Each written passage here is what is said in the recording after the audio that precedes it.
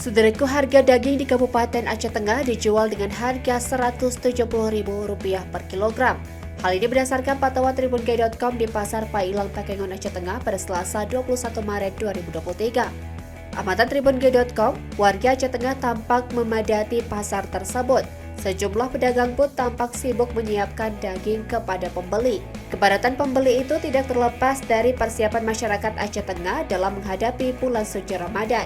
Salah satu pedagang daging, Rizka Nandawaldi, menjelaskan bahwa saat ini antusias masyarakat membeli daging masih sepi, berbeda dengan tahun sebelumnya.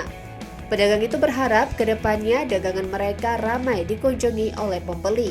Ia menyebutkan bahwa harga daging sebelumnya dijual dengan harga Rp160.000, kini berubah menjadi Rp170.000 per kilogram. Sedangkan untuk harga tulang berkisar Rp80.000 per kilogram dan harga sebelumnya hanya Rp60.000 per kilogramnya. Selanjutnya harga untuk tetelan daging berkisar Rp30.000 per kilogram dan harga sebelumnya Rp20.000 per kilogram.